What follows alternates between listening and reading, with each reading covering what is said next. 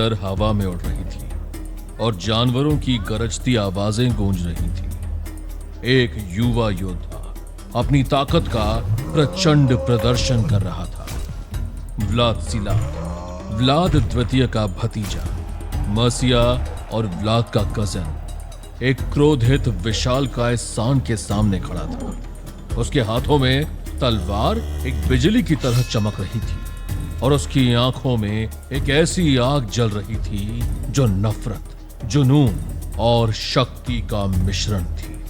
ये लड़ाई सिर्फ एक प्रदर्शन नहीं थी, ये एक घोषणा थी कि व्लादिस्लाव कोई मामूली योद्धा नहीं बल्कि एक तूफान था जो वलाकिया के इतिहास को बदलने वाला था। सांड ने अपने तीखे मौत के सींगों के साथ व्लादिस्लाव पर पूरी ताकत से हमला कर दिया। जमीन कांप उठी जैसे प्रकृति खुद इस युद्ध की साक्षी बन रही हो, लेकिन व्लादिस्लाव एक बाज की तरह उसके वार से बच निकला। सांड पलटकर एक बार फिर उसकी तरफ बढ़ा, लेकिन फिर उसका हमला चूक गया। व्लादिस्लाव का हर कदम एक नाच था, एक ऐसा नाच जिसमें मौत और जीत के बीच सिर्फ एक पल का अंतर था। उसके चेहरे पर ना डर था ना संकोच, सिर्फ एक ठंडी मुस्कान जो उसके दुश्मनों के दिल में खौफ बिठा दी।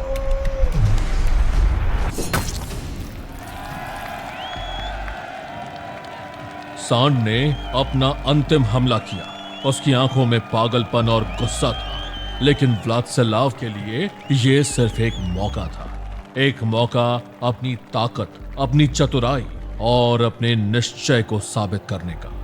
एक तीखे बिजली से भी तेज वार के साथ उसकी तलवार ने सांड की गर्दन को छेद दिया। खून का एक फव्वारा हवा में उठा और सांड का विशालकाय सर एक झटके में धूल में गिर गया। उसका जिस्म जैसे कोई पहाड़ हो जमीन पर धड़ाम से गिर पड़ा और मैदान में एक मौत का सन्नाटा छा गया। और फिर भीड़ का शोर उठा उस सन्नाटे को तोड़ने के लिए।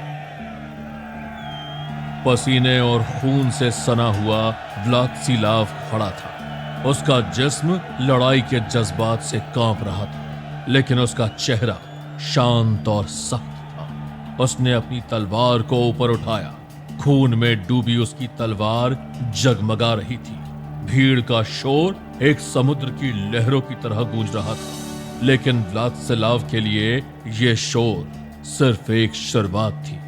यह मैदान उसका पहला युद्ध क्षेत्र था और इस जीत ने घोषित कर दिया था कि व्लादिस्लाव न सिर्फ एक योद्धा था बल्कि एक ऐसा वीर पुरुष था जो अपने दुश्मनों के लिए मौत का दूसरा नाम बन सकता था। व्लादिस्लाव मैदान से बाहर निकल रहा था और उसके चारों तरफ लोगों की आवाजें गूंज रही थी, कुछ उसकी तारीफ में, कुछ उसके खौफ में, लेकिन उसकी नजरें सीधी थी। उसका मन एक नए लक्ष्य की ओर मुड़ चुका था। यह सांड सिर्फ एक शुरुआत था, असली जंग अभी बाकी थी और व्लादिस्लाव जानता था कि उसका रास्ता खून, नफरत और वलाकिया के ताज तक जाता था। माय लॉर्ड व्लादिस्लाव, एक मैसेंजर आपसे मिलना चाहता है। वो कहता है कि आपके लिए बहुत अर्जेंट मैसेज लाया है। मैसेंजर? किसने भेजा उसे? हंगरी के राजा जॉन हुनयादी ने, माय लॉर्ड। व्लादिस्लाव का चेहरा सख्त हो गया। जॉन हुनयादी का नाम सुनते ही उसकी आंखों में एक चमक सी आ गई थी, मानो उसे इसी दिन का इंतजार हो। वो चुपचाप अपने कमरे की ओर बढ़ा जहां वो मैसेंजर उसका इंतजार कर रहा था। बोलो, क्या मैसेज भेजा है तुम्हारे किंग ने? My lord Vladislav, king of Hungary आपसे बात करना चाहते हैं।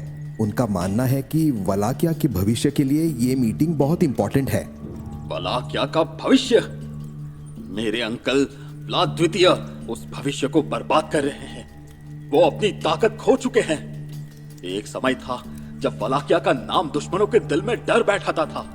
लेकिन अब वलाकिया के ब्रेव वॉरियर्स अपनी बॉर्डर्स पर बस पेट्रोलिंग करने के लायक रह गए हैं। Wallachia was the land of braves, पर अब उसकी ब्रेवरी को अंकल के हाथों मिट्टी में मिलते देख रहा हूं। जॉन हुनियादी भी आपकी बात से अग्री करते हैं माय लॉर्ड।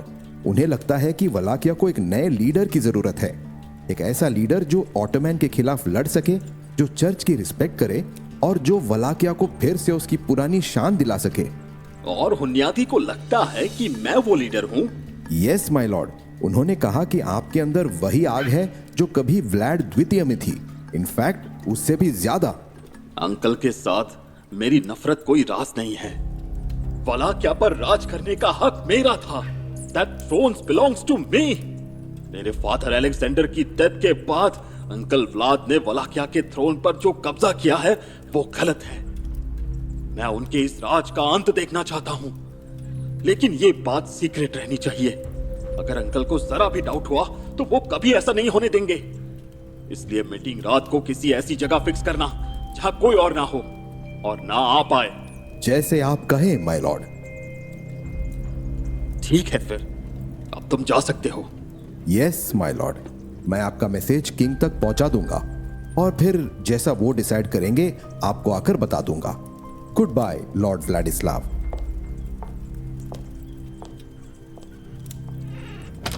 व्लादिस्लाव अकेला कमरे में खड़ा था। उसकी आंखों में एक नई चिंगारी जल रही थी। वलाकिया के ताज के लिए एक नई जंग शुरू होने वाली थी, एक जंग जिसमें भाई भाई के खिलाफ खड़ा हो सकता था और जहां एक छोटा सा लड़का व्लाद शायद सबसे बड़ा खिलाड़ी बन सकता था।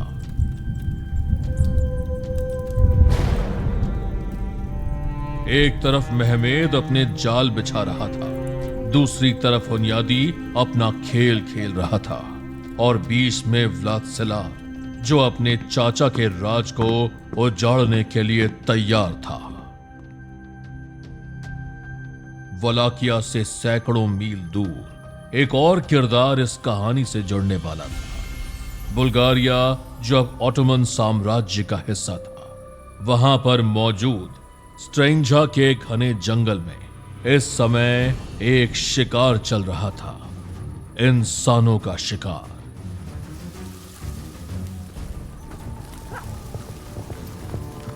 रात के अंधेरे में एक छोटा सा दस्ता भाग रहा था जो ऑटोमन सिपाहियों के हाथों से अपनी जान बचा रहा था। उनकी सांसें तेजी से चल रही थी, उनके चेहरे पर खौफ था। ऑटोमन कैवलरी अपने घोड़ों पर तीर की तरह बढ़ते हुए उनका पीछा कर रही थी, उनको शिकार बनाते हुए एक एक करके। ऑटोमन सिपाही अपने तीर और तलवारों के साथ जंगल में मौत बनकर घूम रहे थे। हर पल कोई न कोई रिफ्यूजी उनके हाथों का शिकार बन रहा था। जंगल खून और चीखों से भर गया था। इस मौत के तांडव के बीच एक 12 साल का लड़का आंखों में आग लिए झाड़ियों के पीछे छुपा हुआ था। उसका जिस्म छोटा था, लेकिन उसका दिल एक शेर का था। उसने अपने हाथों में एक भारी पत्थर उठाया।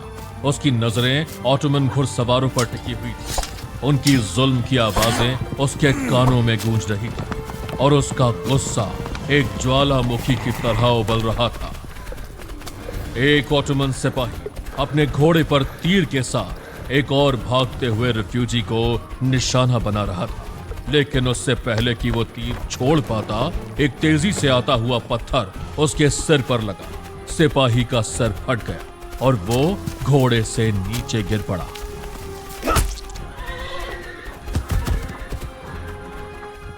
दूसरा सिपाही अपनी तलवार लेकर लड़के की तरफ बढ़ा, लेकिन लड़का एक बाज की तरह लपका। उसने जमीन से एक भाला उठाया जो एक मरे हुए रिफ्यूजी के हाथों से गिरा था। सिपाही ने अपना घोड़ा उसकी तरफ मोड़ दिया, लेकिन लड़के ने एक तीखे वार के साथ भाले को घुड़सवार के सीने में घुसा दिया। लड़के की आंखों में नफरत की आग जल रही थी। उसने एक और सिपाही को देखा जो अपनी तलवार लेकर उसकी तरफ बढ़ रहा था। लेकिन अब तक ऑटोमन सिपाहियों का दस्ता उसके चारों तरफ से घेर चुका था। 4 घुड़सवारों ने अपने हथियार लेकर उस छोटे से लड़के को घेर लिया। लड़के का जिस्म गुस्से से कांप रहा था, लेकिन वो लड़ने के लिए तैयार था।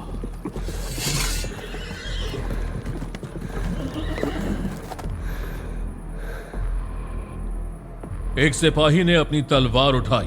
उसका इरादा साफ था, लड़के को मार देना। उसने अपना घोड़ा आगे बढ़ाया, तलवार को ऊपर उठाया और एक मौत का वार करने वाला था, लेकिन तभी एक तेज आवाज ने जंगल के सन्नाटे को तोड़ा। रुको, इस लड़के को हाथ मत लगाओ। उस ऑटोमन दस्ते का लीडर, एक लंबे सख्त जिस्म वाला आदमी, अपने घोड़े से उतरा। उसकी आंखों में एक अजीब सी चमक थी, जैसे वो लड़के के जज्बे को पहचान रहा हो।